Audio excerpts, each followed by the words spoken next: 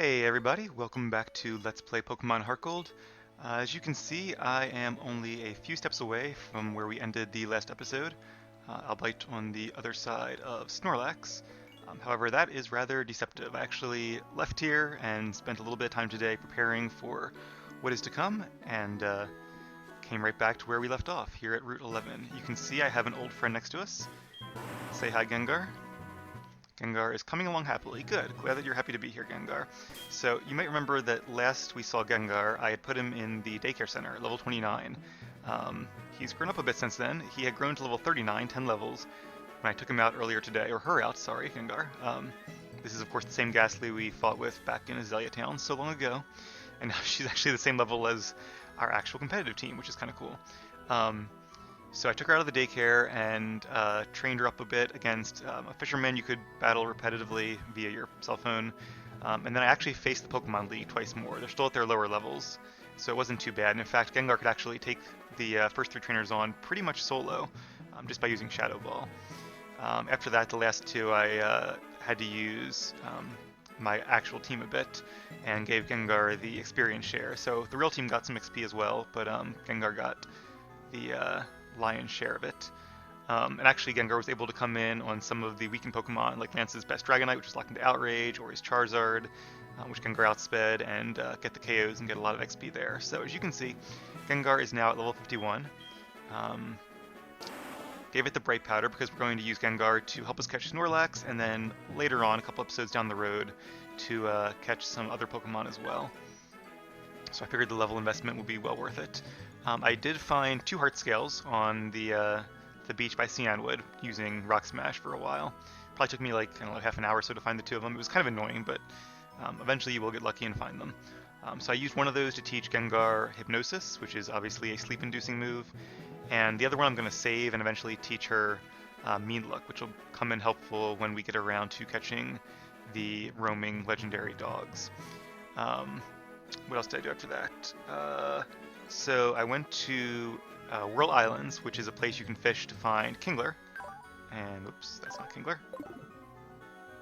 There's Kingler. You find them at level 40, because I was looking for a Pokemon that could learn the move False Swipe, which is a TM that I bought at the department store in Goldenrod City. And it's a move I've mentioned before, where it always leaves your opponent with at least 1 HP. So if it would have made them faint, instead they have 1 HP, which makes them perfect for catching. Unfortunately, Gengar cannot learn it, and Kingler cannot learn a sleep move, so I'm going to have to use them sort of in unison here. I think I mentioned the Glade I had in a different version, which can learn Hypnosis, Mean Look, and False Swipe, so it's a great Pokemon for catching other Pokemon. But didn't want to trade him over because I like to keep this game as self-contained as possible. Obviously, with some required trades for evolution, it's not entirely possible, but to a reasonable extent at least. So I did catch Kingler, and using the Super Rod, Kingler's level 40. You can catch Kingler in a lot of places, but I went to the Whirl Islands because there is a 7% chance to find Kingler there. Everywhere else is a 3% chance with the Super Rod. I'm going to teach some TMs while I talk. So, where is it? False Swipe, there we go. And actually I encountered a Kingler on my second try and caught it with the first Lure Ball I used after putting it to sleep and weakening it with Gengar. So, we're going to teach Kingler False Swipe. We will have to weaken Snorlax with other Pokemon first. Don't think Kingler can take on Snorlax, which I believe is at level 50. Let's replace Guillotine because it's a one-shot move, so we definitely don't want to use that when trying to capture Pokemon. Alright. And I also want to teach Kingler a second move, which I was going to teach Gengar, but I don't think I'm going to use this move except for the scenario I'm about to be in. And if for whatever reason I really did want to use it somewhere else, I can still use it on Kingler. But because Gengar's moveset is already pretty confined by having to know Hypnosis and Mean Look, that only leaves it like 2 real attacking moves. So, instead I'm going to teach this move to Kingler. And I didn't know Kingler could learn it, but apparently he can, according to the wiki at least. And that is the move Thief, which we found in the Team Rocket hideout back in Mahogany Town. Yep. None of our Pokemon can learn Thief. Actually, I think Magmortar can, but there's only 1 TM in the game. Although, didn't I see this somewhere else? I don't know. I feel like I did, but it didn't say so on the wiki, so maybe I was mistaken. But I don't want to teach it to Magmortar, because I would just have to override it with a Flamethrower or whatever move I retaught him. And at that point, probably Solar Beam actually, and at that point I can never have Thief in this game again. So, not sure which one will be more useful here. Let's delete Metal Claw. And the reason this is going to be useful is because I think Snorlax is holding leftovers. I'm not entirely sure about that. And I think, if I'm not mistaken, Kingler has like an okay speed. Not great, but better than Snorlax, 68. Has a plus speed nature, that's pretty cool. Gengar is super fast, and this one actually has a minus speed nature, and it was still outspeeding most of the Pokemon League. Definitely a very strong Pokemon. If you are considering playing this game, then I highly recommend catching a Ghastly and Sprout Tower and training it up. It will be well worth the investment. So it is fairly slow actually, but Snorlax is a really slow Pokemon, so hopefully it will not outspeed Kingler because it does have some attacks which could one-shot Kingler. Just as with Ho though, I'm not afraid to use items in catching a Pokemon because that's just an artificial challenge at that point. It's not like you're trying to defeat Snorlax, you're just trying to catch it. So I think, let's see, we have Thief Taught, we have False Swipe. I think that's about all there is. Oh, and I did give Choice Specs to Gengar during the Pokemon League, so if you're trying to do that, definitely a good item to give him. I also could give him whatever the item is for Ghost moves, but let's save just in case.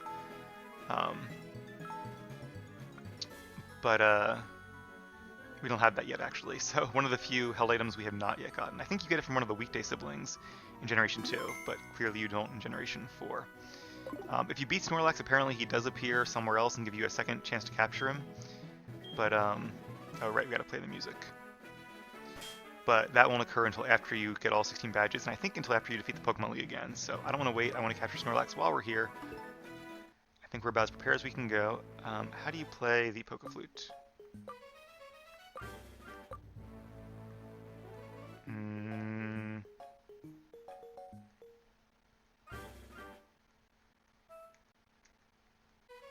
There's Marion Oak, not a good signal because we are very far away from the Johto Tower.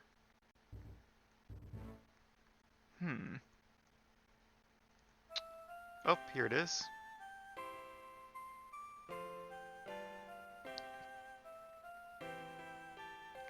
Good old Pokeflute music. Not sure if it's going to interrupt this menu. Apparently not. Oh, nope, Pokeflute. If we close out now, does it keep playing? It does. The Snorlax opened its eyes wide. And at last, here we go. This should be a fun one. And I did wait till nighttime because, one, I had stuff to do today, both in real life and in game. But also because I wanted to be able to use Dusk Balls. I could use Heavy Balls, actually. I should have gone to Kurt and gotten more Heavy Balls, but I didn't think of that until this very moment. So Kingler is not holding a held item. And I read conflicting sources as to whether or not the Snorlax has leftovers. It does, sweet, okay. One page on the wiki, as well as Cerebi, both said it did, and then another page said it had no hell item. And the reason I wanted to do that is because otherwise Snorlax would be healing a little bit every turn, which one is annoying because it takes a lot of time. But it also... Oh, because of block I can't be switched. Rats, that's not great. That means I'll have to just let Kingler faint. Let's see if we can get some damage on Snorlax in the meantime. Yeah, I forgot about block. I was thinking it would just prevent me from running away, which I don't really care about, but it prevents me from switching, which I do care about. That actually is a pretty good move to have on a Pokemon that's trying to avoid getting captured. Alright, Giga Impact is the physical equivalent of Hyper Beam, and Snorlax has a pretty good attack stat. It also gets stabs, so this should do a lot of damage. 1 HP. Oh, do I have Sturdy? Oh no, my leftovers, okay. Oh, that's hilarious. Well, I guess on the bright side, Snorlax has to wait a turn now, so I get a free Stomp. Oh, critical hit. So I'll use one more Stomp, because I think even another crit wouldn't make it faint. And at that point, if I'm still alive, I'll start using False Swipe. I could use Protect for some extra leftovers turns, but it won't really matter that much, because any attack Snorlax does is going to faint Kingler. Unless I'm at like full HP. Maybe I should do that. Maybe I should, instead of switching around a bunch, maybe I should just go ahead and use Potion, like a Moo Moo Milk, that'd be good. Or do I have like a Lemonade? I think I might have used my only Lemonade. Yep, looks like it. Alright. Also, I have a long list of things to do both today, Sunday, we have about an hour and a half left, and a decent amount of things that happen on Monday in game that I want to do. 3 things, I think, so we'll be making a lot of progress. Hopefully I'll have a lot of time to play tonight, as well as tomorrow after I get home from work. I'm a little worried about Stomp critting and being a knockout, so I don't think it would be, but just to play it extra safe, let's use False Swipe. It's still a 40 base power move, so it's not too bad. Crunch, that'll probably do more than half. No, not quite. Kingler has a pretty good defense, and hey, Leftovers is already paying off. Alright, very nice. Oh, I should also mention, while I was buying False Swipe, it occurred to me that even though I'm not going to really EV train my Pokemon, let's use another item just to play it safe. In fact, you know what? Let's use Protect, because why not? Free turn of Leftovers, right? That plus our fresh water should heal us all the way up. I figured I would buy some of those stat boosting medicine items because I had like a ton of money and nothing else to spend it on, just to make sure our Pokemon stats are a little better for the tough battles we'll have coming up soon. Fresh water, where are you? Here you go. So it turns out you can only use those for the first 100 EV points, effort value, or effort points, in each stat. After that you have to actually EV train against wild Pokemon, or trainer Pokemon, but much easier to train against wild Pokemon. Okay, False Swipe. So a few of my Pokemon surprisingly did not have their most important stat maxed out. I think that's at 1 HP, but let me use one more just to be sure. It could be like 5 HP or something. No, I think it's at 1 HP. Okay, cool. So now we can't switch out Kingler because of the block, but we'll have some chances to throw some Pokeballs at it. Maybe we'll get lucky and catch it. There's a pretty good chance. If not, we'll bring in Gengar, use Hypnosis, and that'll make it a lot more likely. I do want to save my Heavy Balls. Well, I got 12. Let's save them anyway, though. Do not use a Fastball on Snorlax. So let's use some Dusk Balls. Could use a Luxury Ball. I feel like Snorlax of all Pokemon would really appreciate that.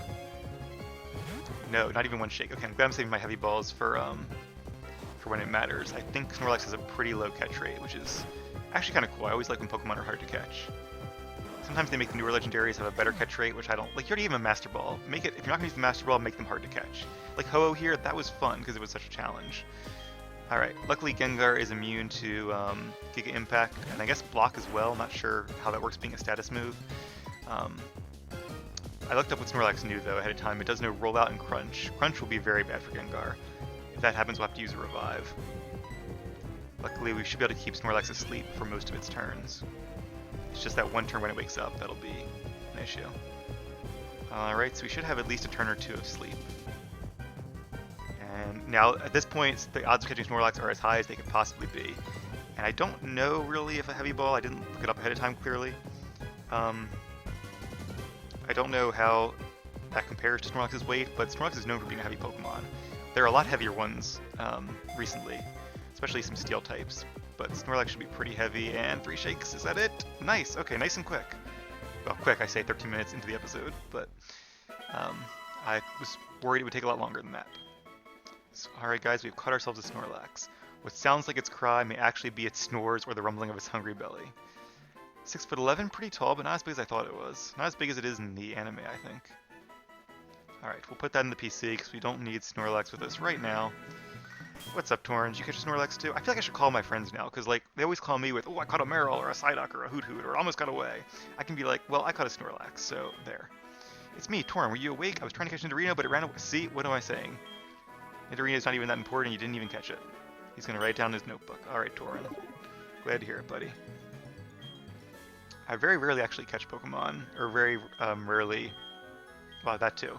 But what I meant to say is I very rarely call other people. Usually it's me getting calls. But I did make some calls to that fisherman because he actually gives you a water stone, which I'm going to need for something later on. I'll explain later. But I couldn't get him to give me a water stone, so instead I battled him a few times thinking that might help him give me a water stone, but instead just got some XP for Gengar, but that's okay. I could heal, but I'm not too worried about it. So we could go through Diglett Cave at this point and continue the main plot. But I do want to do some more training first. Hopefully you guys don't mind. Should be interesting, and I think you know why. And one of the cool places that we can train is actually SS Aqua. Now I know what you're saying, Aravel, you already beat the SS Aqua, but that's the first voyage. There are actually 2 more voyages you can do, and you can repeat them, but it's the same trainers. You can't battle them multiple times, at least not in this game. You can go from Kanto back to Johto on Sundays and I want to say like Wednesdays, and then the other way from Johto to Kanto on like Mondays and Fridays, something like that.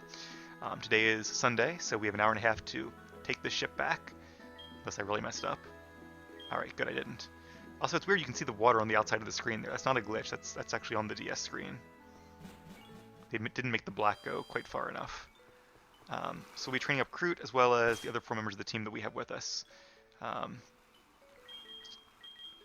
put Cian and Rod in the PC because somebody had to take a break, and I feel like Olive has taken enough breaks at this point.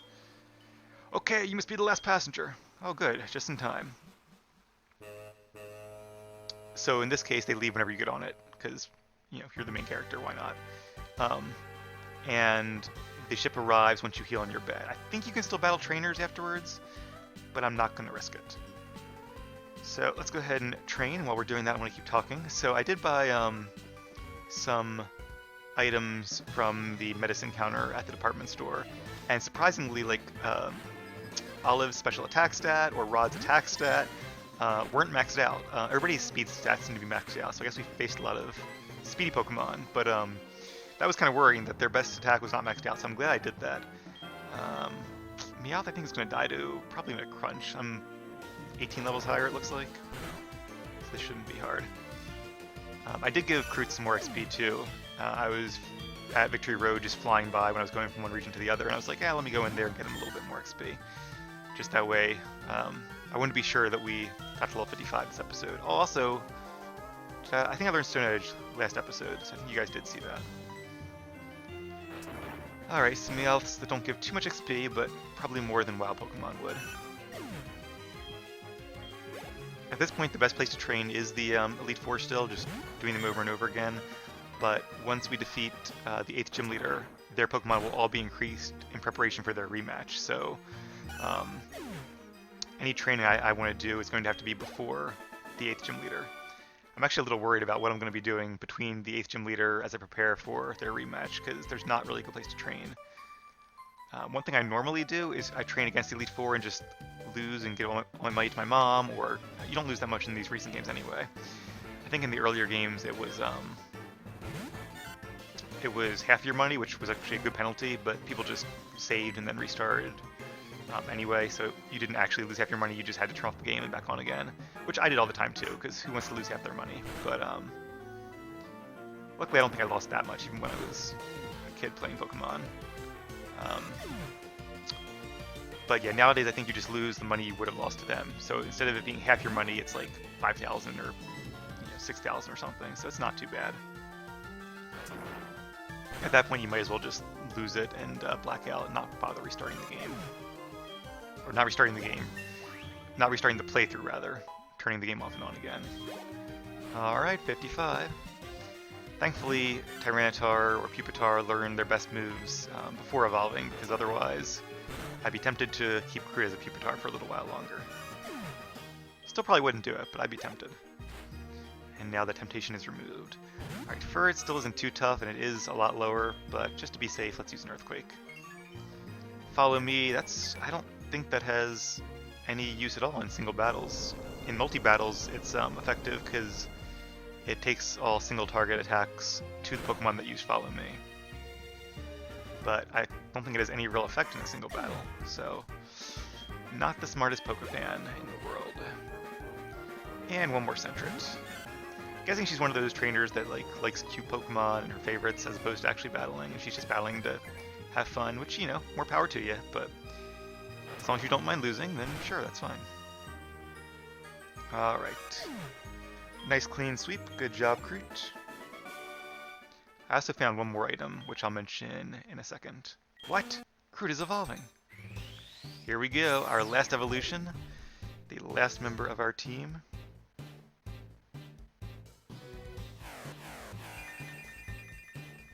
Kroot has evolved into Tyranitar. Alright, very nice, one of my favorite Gen 2 Pokemon, and I don't think I'm alone in that opinion. a little slow, but and a lot of weaknesses. That's kind of Tyranitar's two Achilles heels. But other than that, it has a huge attack stat. It has good stab moves. It's really bulky. It has a great ability. It's just an amazing Pokemon. And we are going to go ahead and round out Kroot's moveset. So I looked up where to get its fourth move, because I thought you got it at the power plant, but I didn't see it there, so clearly you didn't. That move is Rock Polish, which is basically the same thing as Agility, but a lot of Pokemon like Tyranitar can learn Rock Polish but not Agility, so that's what it's for. Rock types tend to be slow, so Rock Polish makes up for that by doubling your speed, or increases your speed by 2 stages, so the first turn you use it, it'll be double. And we haven't really used Screech at all, so that's the obvious choice to replace, and so we shall. Crunch and Stone Edge are really good stab attacks, and then Earthquake is a really good coverage move. I think Earthquake and Stone Edge hit almost everything in the game for neutral or better. There are probably a few Pokemon that don't get hit by that. Maybe somebody with Levitate. I can't really think of an example, but I'm sure there's somebody. Let's keep Kroot out for a bit, but I will switch to, I guess the Black Glasses for now. We might switch to the Hardstone for like gym battles and things, although not for Sabrina's, because obviously we'll be using Crunch a lot there. But for now, let's stick with the Black Glasses. So I looked up where to get this, and it is on the route by the power plant, but it's actually the part of the route that is south of the power plant, or south of Rock Tunnel. So while Rock Tunnel isn't useful and there's no trainers there actually were 2 trainers just north of Lavender Town, so I figured I would be okay doing those off screen. Hopefully you guys don't mind not seeing them. One I think had a Machamp, it was kind of interesting, but I used Kroot to defeat them to get some more XP, get him a little closer to 55, and then I found the TM I wanted, which was Rock Polish. So that's really nice, because that'll make up for Kroot's less than ideal speed, and should make him a pretty good sweeper. At one point very early on, before I began this Let's Play, I had planned out for Kroot to have Dragon Dance, which is an amazing move for Tyranitar, because it not only increases its speed, but its attack as well. It's a move that's usually learned by Dragon types, but Kroot can learn it through breeding, and only through breeding. It increases your attack and speed by 1 stage apiece. But the nice thing about that is that, while it's only 1 stage and not 2 stages like Swords Dance or Rock Polish would be, and for the record, Kroot cannot learn Swords Dance, but just for sake of comparison. If you wanted to increase your stats that way, you'd have to teach like a, I don't know if Garchomp can learn Agility, but let's say it can.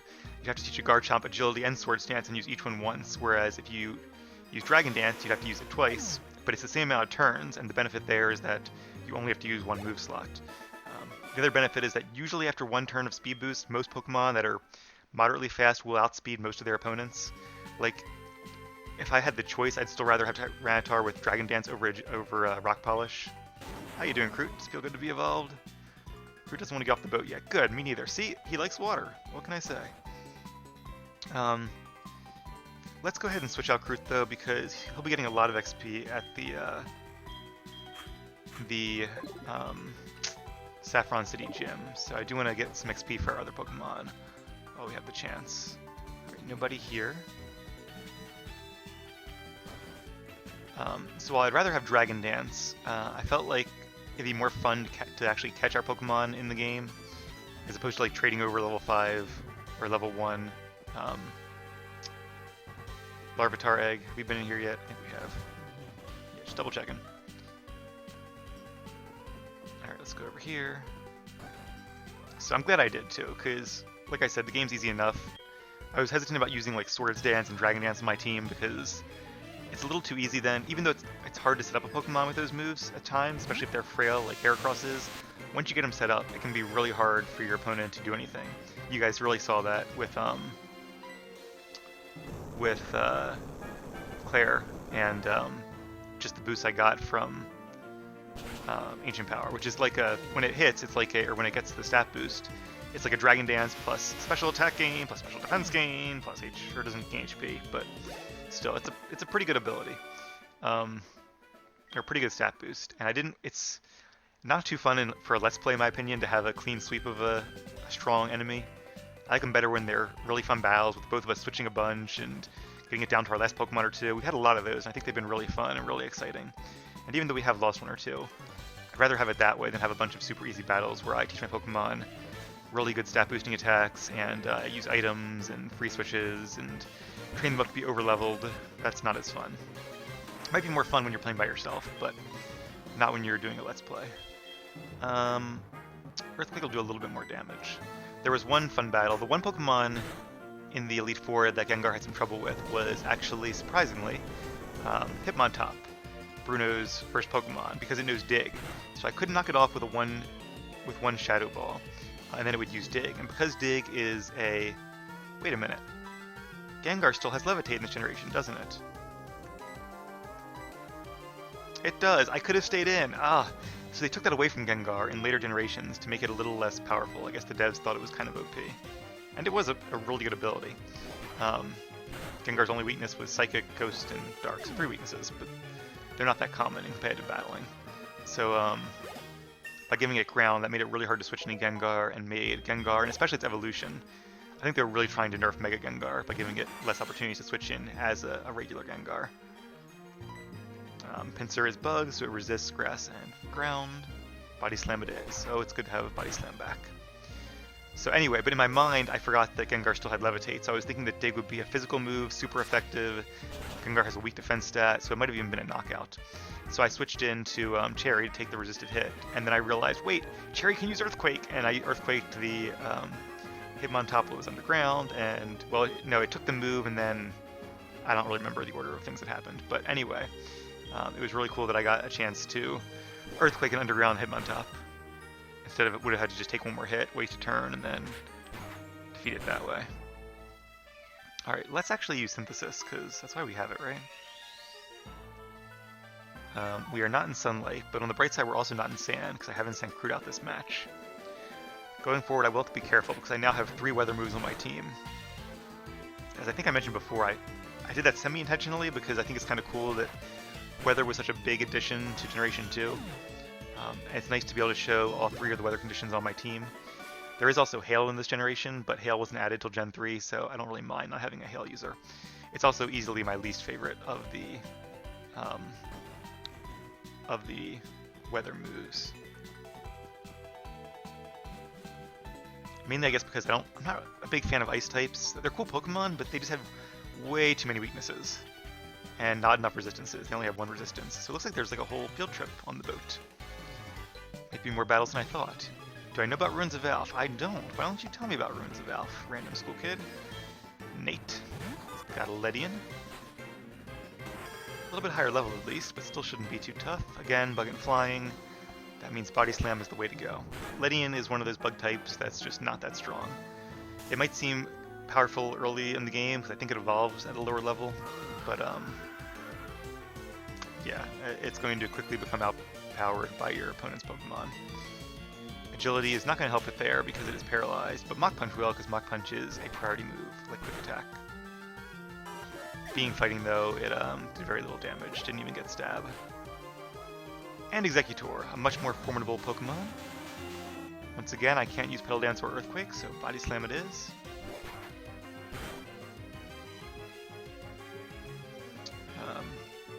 Speaking of grass types, I did also find the TM for Grass Knot on Route 11. I missed that on the episode, but found it on my way back towards Lavender.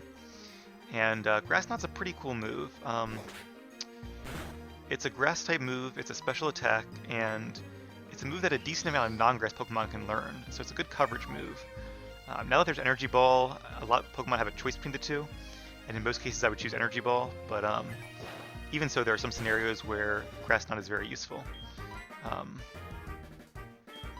So Grass Knot is a variable damage move. It's based on how heavy your opponent is, and so against a weak Pokemon or a light Pokemon, it's not very good.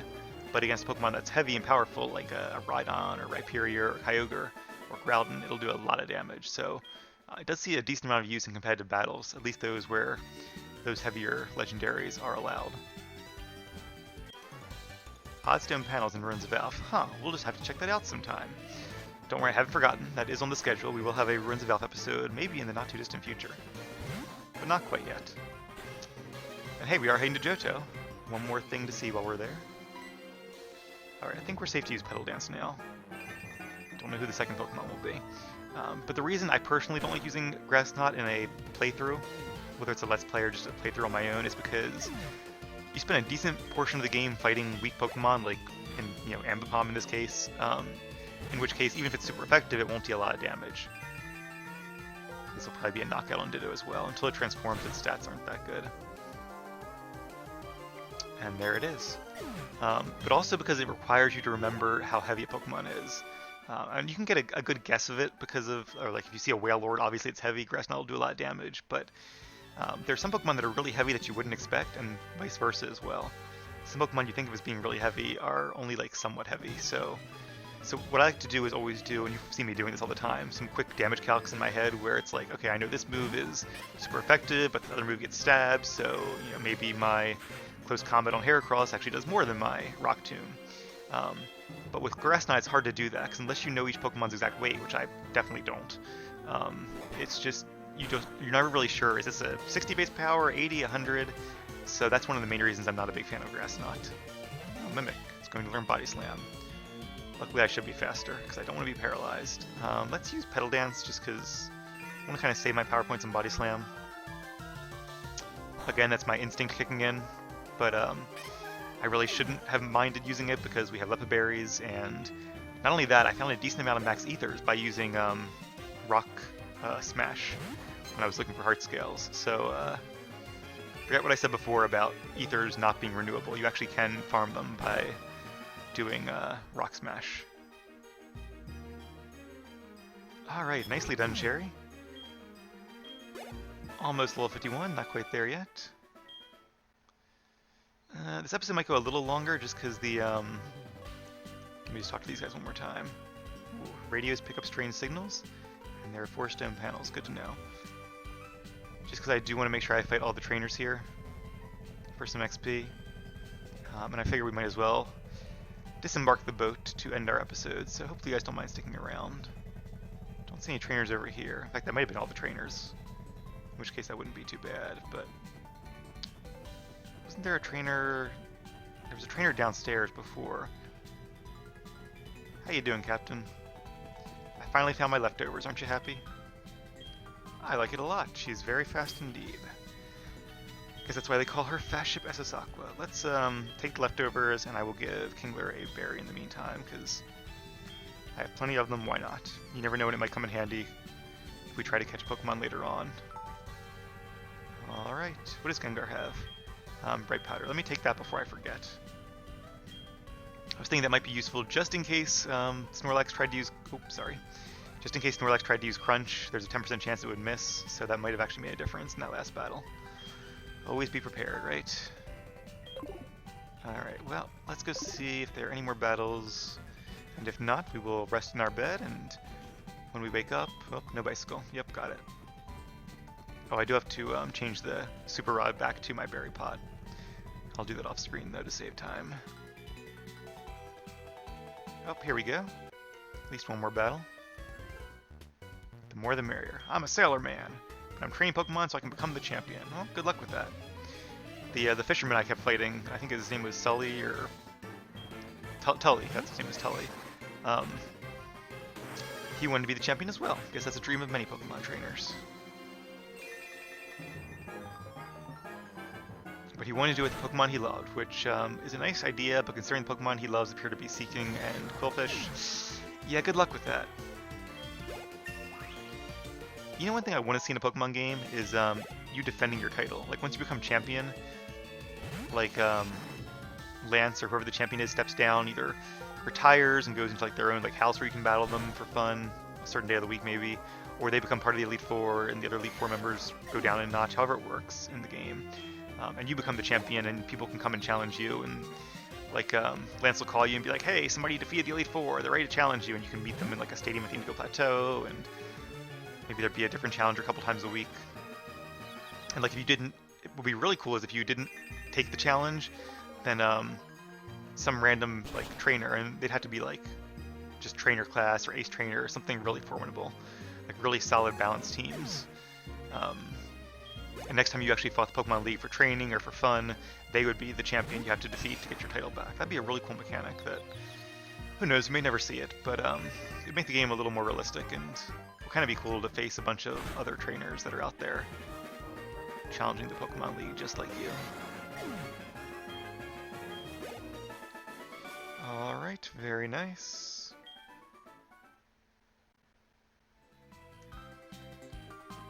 Anybody in here? Nope, just a trash can. I'm gonna check it to be sure. Empty. Oh well. Alright, that looks like that is everybody on the ship. Decent amount of trainers. I'll take it. I still might need to defeat the Pokemon League off screen 1 or 2 more times before we face the 8th gym leader, since he's pretty powerful. But we'll cross that bridge when we come to it. We did check these rooms, right?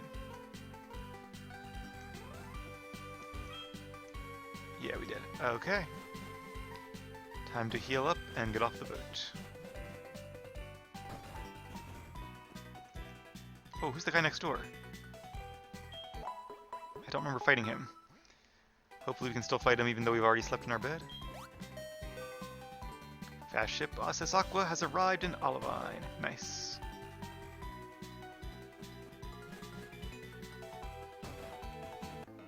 Oh good, one more trainer. Not sure what trainer type this is. A policeman maybe? Is he like the like sea marshal, like an air marshal? No, he's a burglar, the opposite of a policeman. Alright, don't see too many burglars in this game. Not the first one we've seen, but I feel like the last one we saw was back in like Union Cave. Hey, we're all healed up, that's nice. Benefits of a good night's rest. One thing I should definitely do a lot more often. Unfortunately, I kind of slept in today, so I probably won't be tired, which is bad because I have work tomorrow, so yep. Silver lining though, I can stay up and play more Pokemon. What I'm probably going to do is, in fact what I'm definitely going to do, is have some dinner, because I'm getting hungry. It is almost 11. I had like all 3 of my meals today are like pushed off by a couple hours because I woke up so late. Oh, I should use Earthquake. Especially because Magmar has Flame Body. Oh, this could be bad. Don't get burned, don't get burned, don't get burned. Okay, good. So that could have been better, could have been worse.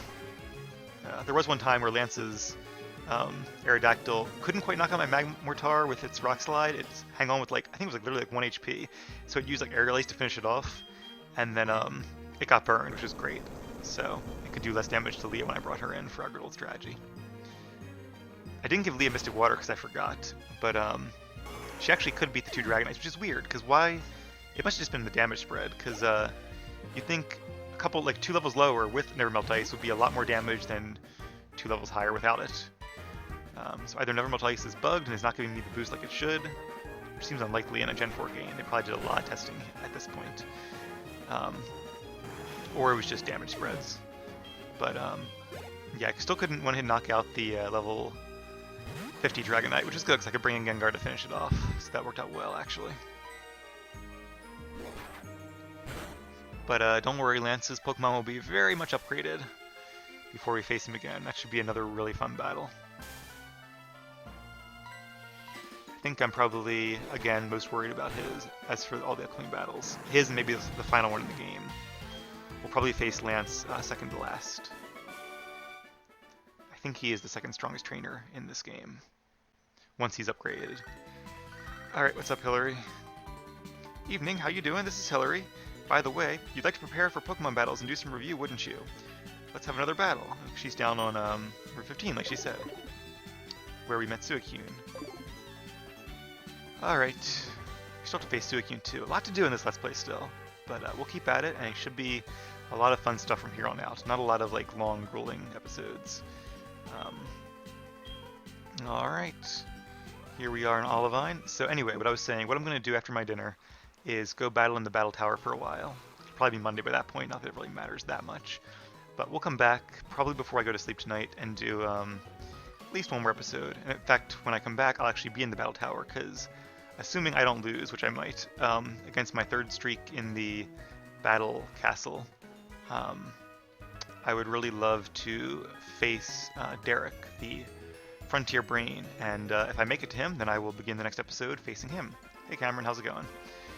So let me end the episode here. Thank you guys for watching, and stay tuned for some more Battle Frontier.